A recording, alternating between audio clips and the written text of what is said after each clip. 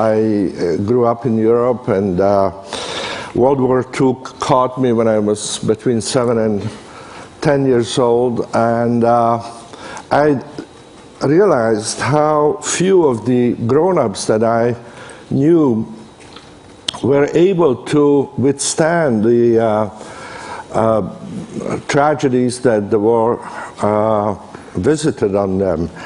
How few of them could even resemble a normal, contented, satisfied, happy life once their job, their home, their security was destroyed by the war. So I became interested in understanding what contributed to a life that was worth living.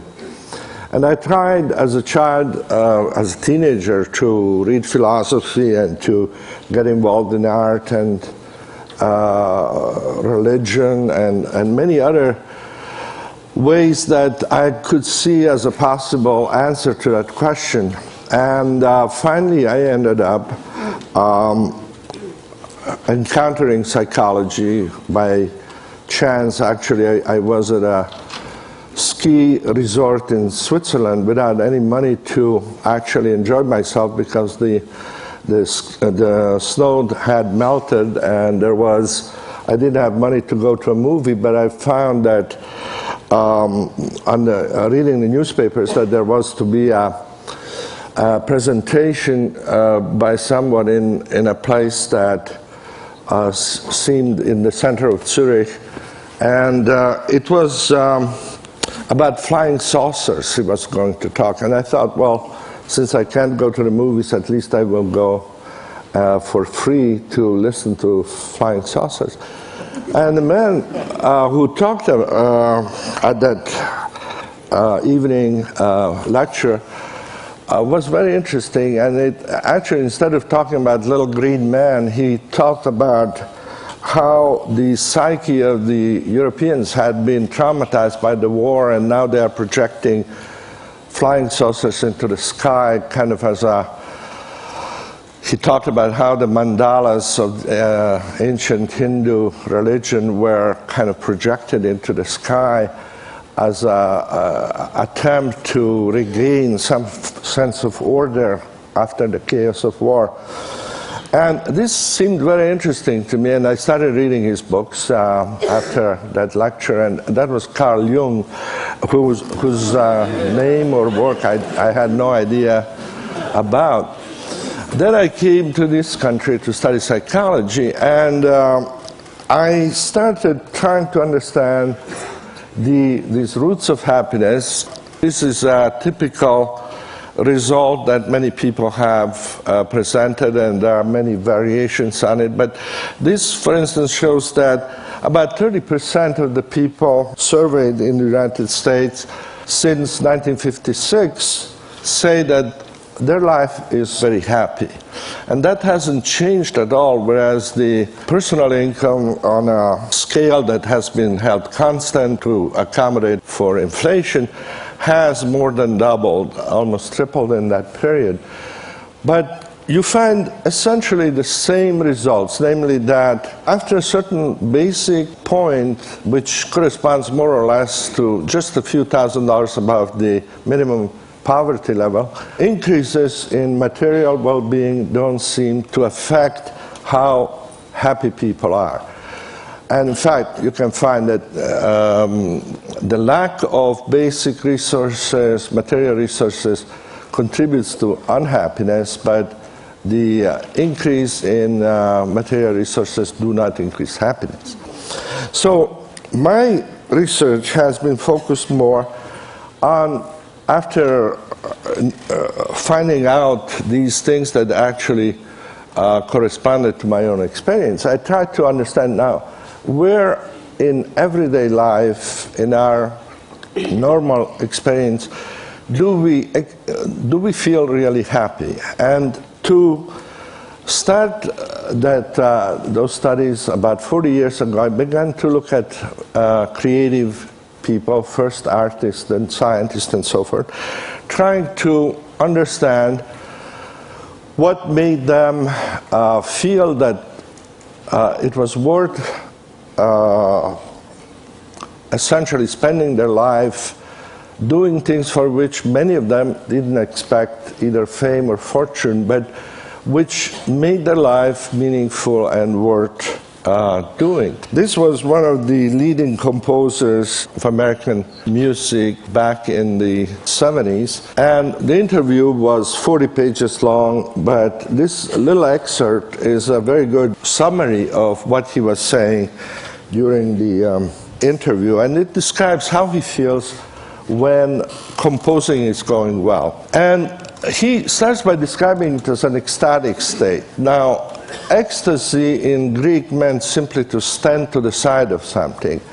And then it became essentially an analogy for a mental state where you feel that you are not doing your ordinary everyday routines. So ecstasy is essentially a stepping into an alternative reality.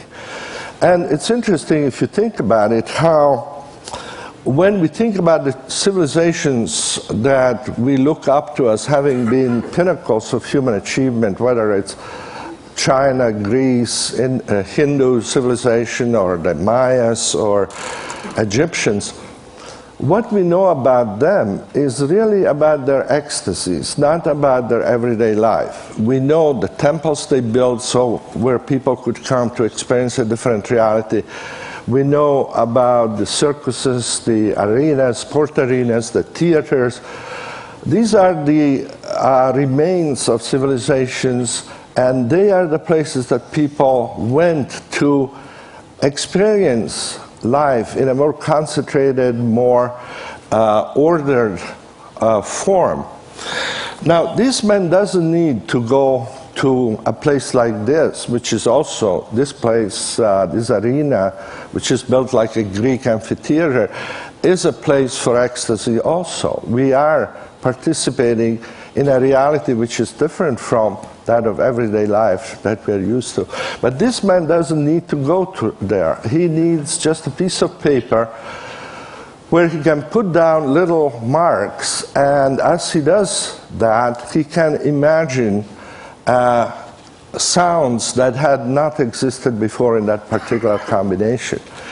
So once he gets to that point of beginning to create, like Jennifer did in her improvisation, a new reality, that is a moment of ecstasy. He enters that different reality.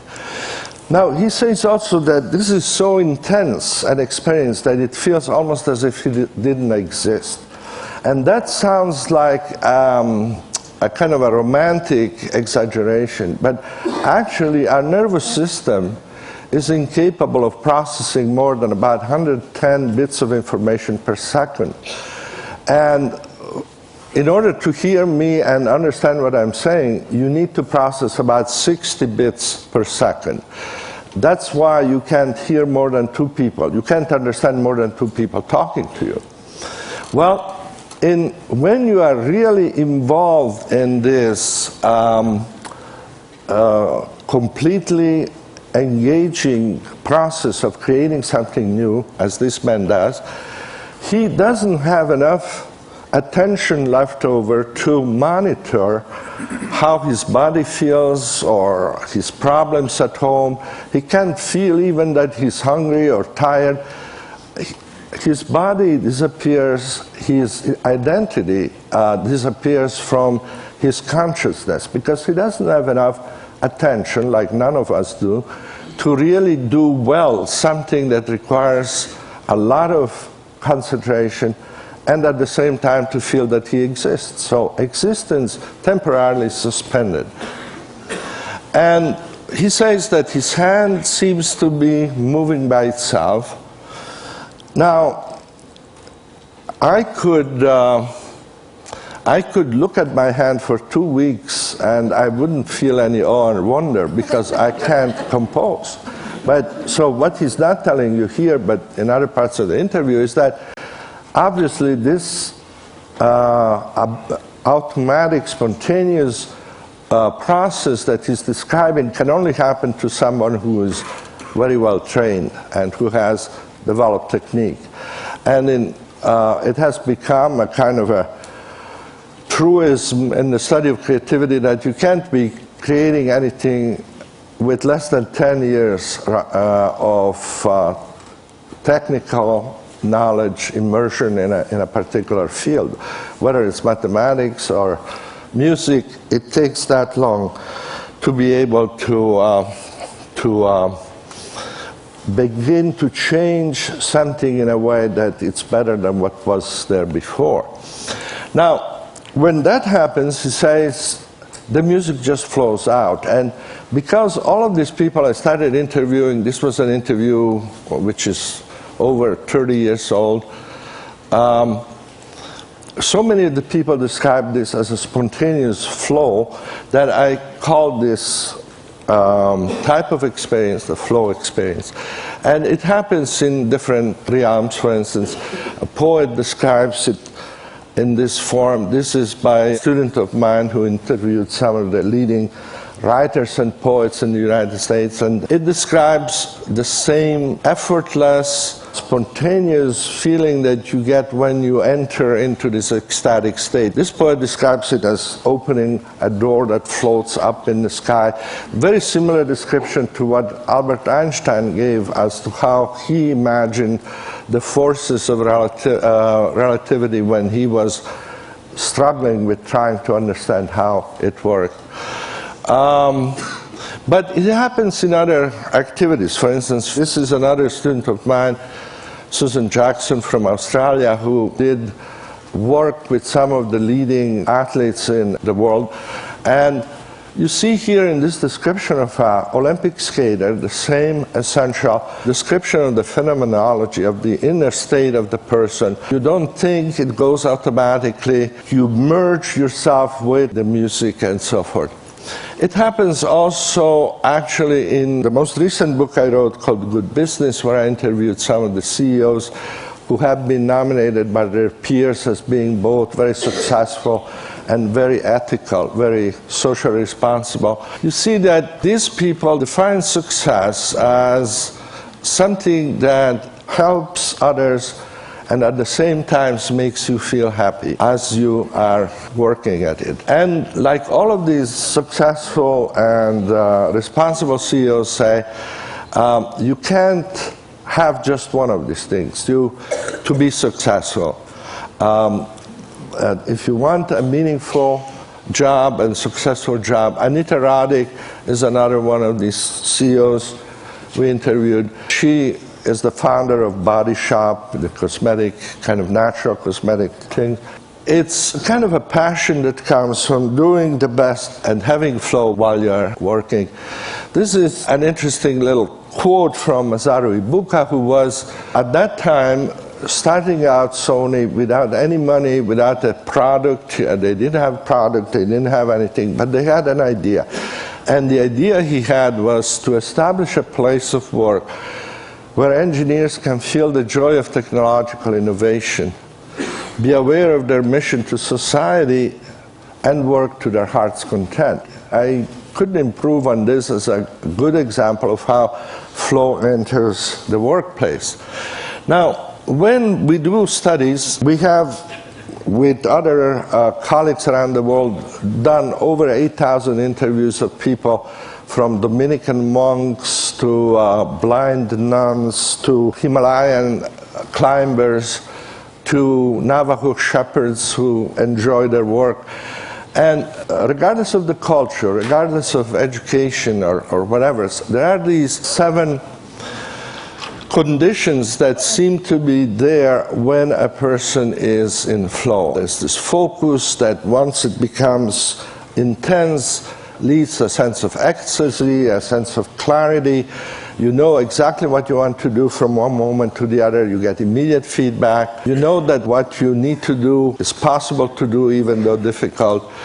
And sense of time disappears. You forget yourself. You feel part of something larger. And once those conditions are present, what you're doing becomes worth doing for its own sake. In our studies, we represent the everyday life of people in this simple scheme, and we can measure this very precisely, actually, because we give people electronic pagers that go off 10 times a day, and whenever they go off, you say what you're doing, how you feel, where you are, what you're thinking about. And two things that we measure is the amount of challenge people experience at that moment and the amount of skills that they feel they have at that moment. So for each person, we can establish an average, which is the center of the diagram. That would be your mean level of challenge and skill, which will be different from that of anybody else. But you have a kind of a set point there, which would be in the middle. If we know what that set point is, we can predict fairly accurately when you will be in flow, and it will be when your challenges are higher than average and skills are higher than average. And you may be doing things very differently from other people, but for everyone, that flow channel, that area there, will be when you are doing what you really like to do. Play the piano, probably. Be with your best friend. Perhaps work, if work is what provides flow for you. And then the other areas become less and less positive. Arousal is still good because you are over challenged there. Your skills are not quite as high as they should be, but you can move into flow fairly easily by just developing a little more skill. So arousal is the area where most people learn from, because that's where they are pushed beyond their comfort zone, and that to enter, going back to flow, then they develop higher skills. Control is also a good place to be, because there you feel comfortable but not very excited. It's not very challenging anymore. And if you want to enter flow from control, you have to increase the challenges. So those two are ideal and complementary areas from which flow is easy to go into. The other combinations of challenge and skill become progressively less optimal. Relaxation is fine, you still feel okay.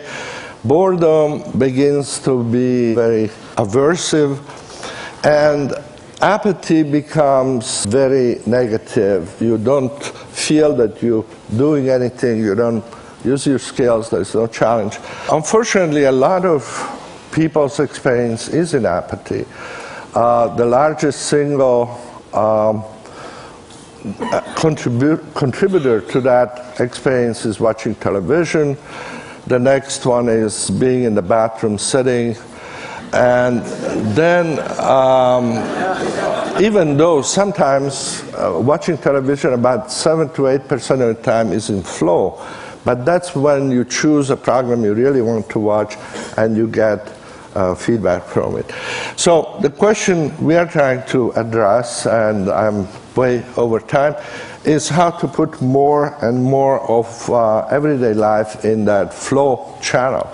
And that is the kind of challenge that we are trying to understand. And some of you obviously know that how to do that spontaneously without any advice, but unfortunately a lot of people don't. And that's what our mandate is, in a way, to do. Okay? Thank you.